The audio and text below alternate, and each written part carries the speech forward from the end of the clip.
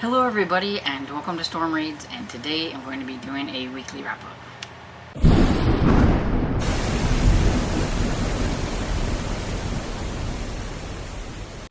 So basically it's like a little over a week, by like a day, because I'm going to be wrapping up the first 8 days in June.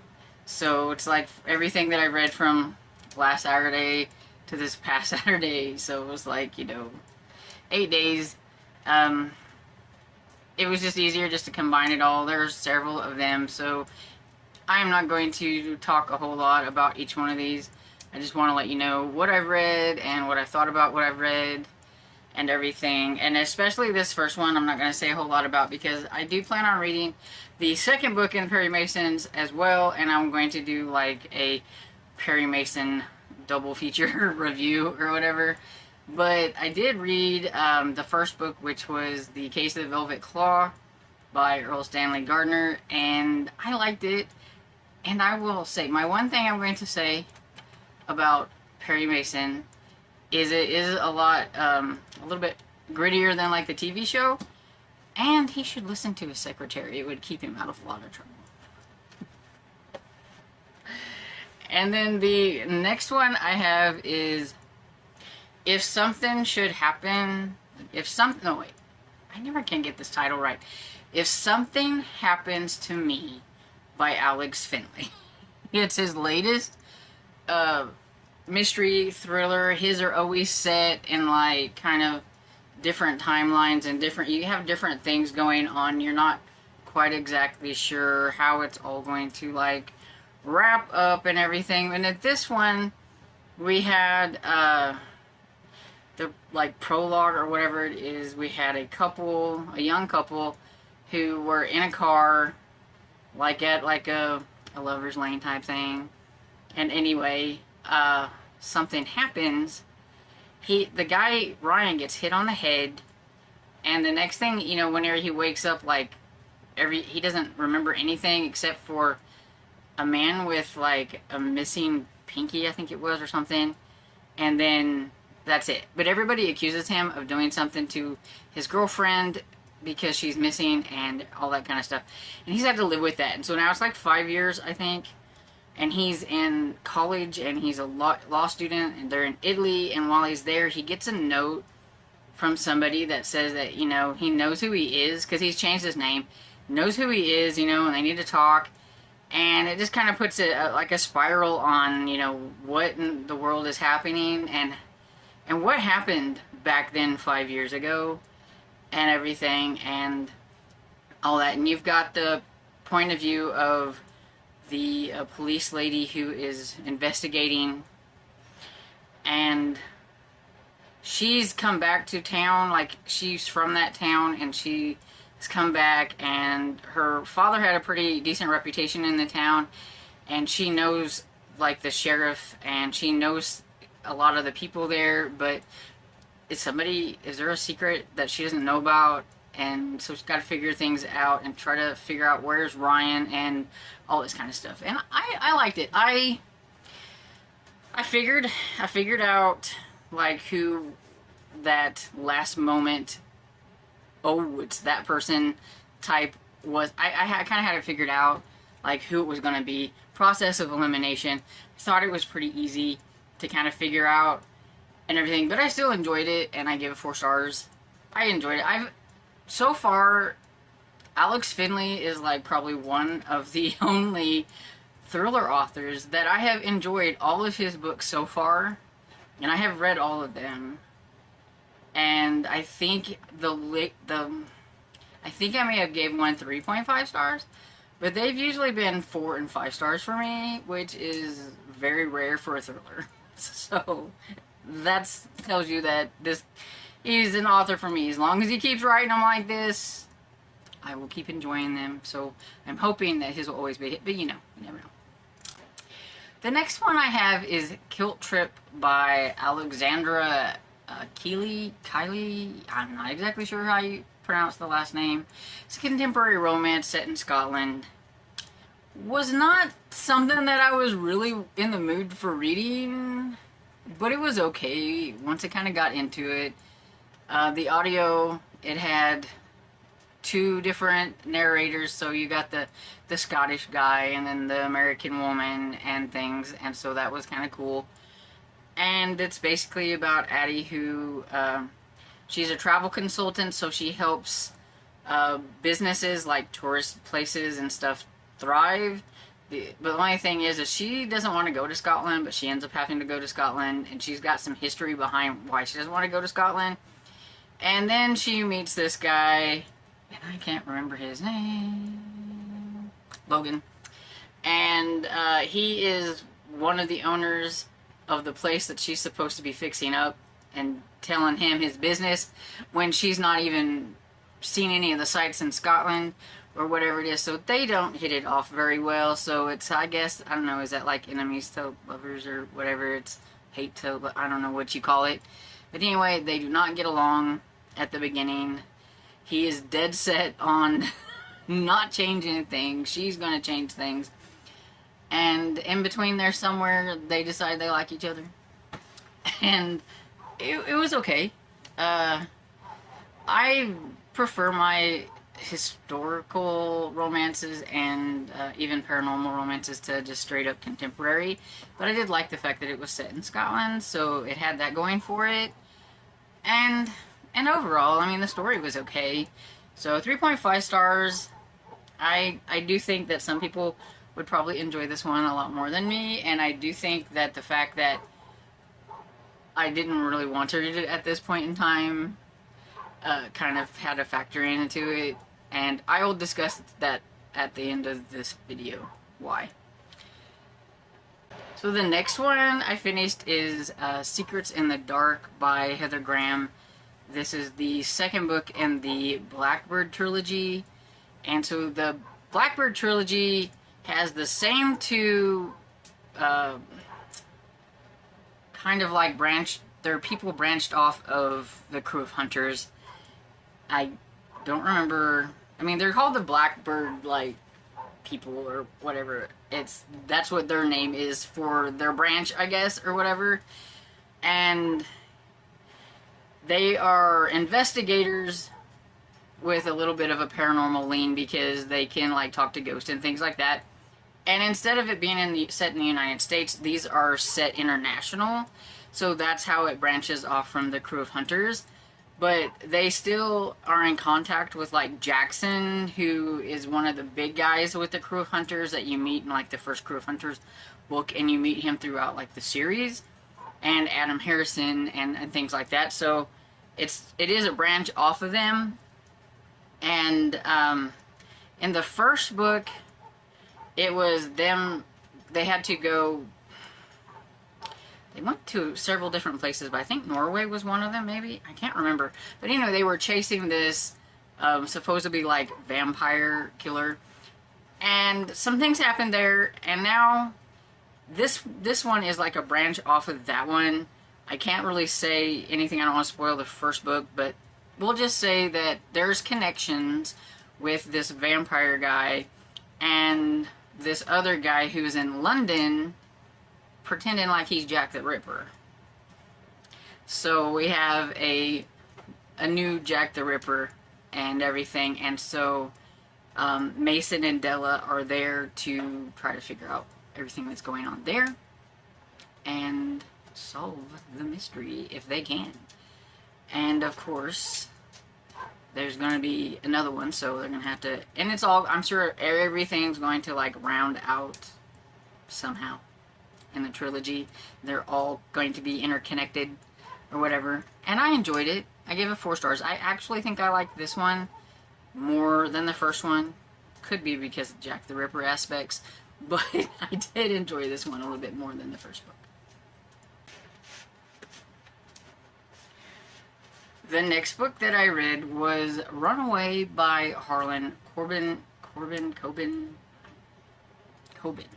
don't know why I want to put an R in it for some reason, and I don't know why. But anyway, it's the first time I've read this author, but I know he's, like, super popular and everything. This was not on my radar at all either. But, you know, I needed a book, and so here we go. This one is a thriller about a man trying to find his daughter and gets himself and his wife and everybody thrown into like a whole big thing. And it has to do kind of like with culty things and drug addictions and all that kind of good stuff. And I'm trying to be like really vague about it. But his daughter has been missing for a while. Like she ran away like when she went to college. And he's secretly always been trying to find her. Though the mother said to leave her be. She didn't want anything. If she didn't want anything to do with them, that she didn't want to really find her. But the father has always been looking. And if a friend says, I think I seen Paige in the park. She was like singing and stuff. And so he goes to the park to try to find her, which gets him into some trouble, and that's kind of how it started.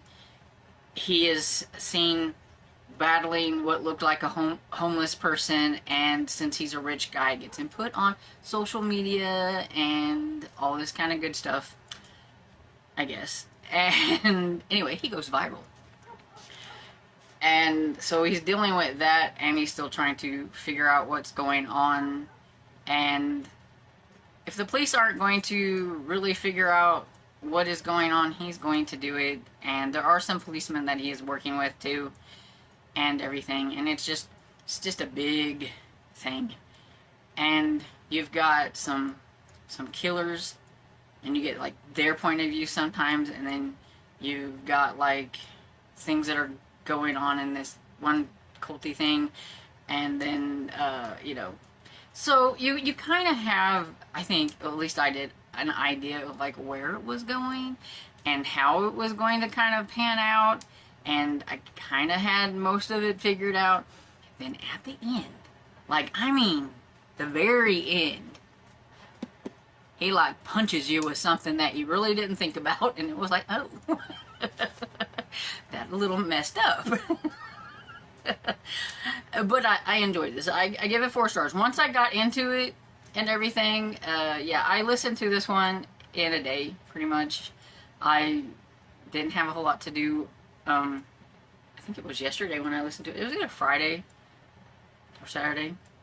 You know, I was cleaning, doing that stuff, audio going and everything. But yeah, I enjoyed it more than I thought I would.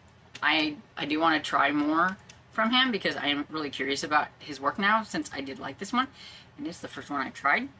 So, anybody have recommendations for the next Harlan Coben book? Let me know. And then the last book I have is Scare Wave by Trevor Henderson. This is an audiobook. It's a little middle grade book that I had, a little horror one. And I had it out on Libby, and I'm like, you know, I was in the middle of, do I want to read this? Do I want to read on this? Do I want to read on that? Why not just read this one? Why read the ones that I have started? Why not just start another one? And that's kind of how it went. At first, I thought this was going to be like a series of like short stories, and in a sense, it is, but they're interwoven into where by a certain point in the story, all the kids are together trying to battle the monsters and all that kind of stuff. So it's not quite like I thought it was going to be, because I'm not a huge short story person, and I thought these were just going to be a lot of like little short stories about monsters. But it is about a place called Beacon Point, and you do have, there was 2 narrators, and you have the one who's like this radio DJ guy who's talking about all of the like myths and urban legends of Beacon Point and how people have gone missing and things like that. Then you have the people in Beacon Point, which are the kids, because none of the adults believe them in anything. And you've got these kids who are having kind of like the same kind of things happen to them that this radio DJ is talking about.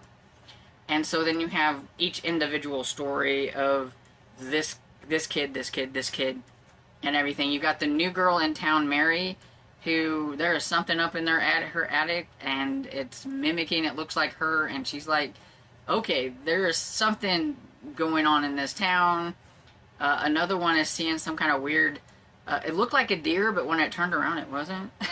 And then there's like some kind of tall creature thing, just some myth and stuff that's supposed to be going around town. There's kids missing, people are missing, but it doesn't seem to affect the people in town, because like the parents don't seem worried about it, just the kids. So I don't know. But yeah, it says the adults in town are oblivious to these strange occurrences. But I would think if my kid went missing, that I would think something was up. Even if I thought they ran away, I still think something was up. But when more than one goes missing, I think I would be like a little worried. But evidently not these parents here in Beacon Point. And so yeah, so you have all of this going on, and then, you know, you have the wrap up and everything, and trying to be as vague as possible, but it's got a creepy little cover. And the stories were kind of creepy, so I would say this one is for my in-between spooky people. You can handle a little bit of spook, but you don't want it to be too overboard. I would say that it might fit in there somewhere. But yeah, I gave it 4 stars. I almost gave it 3 stars, but I was like, no, I did enjoy it more than that. It's like 3.75. It's not like 3.5, but it's like 3.75. So I just went ahead and said, okay, we'll just give it 4 stars for Goodreads and everything. So that's all the books that I've read so far.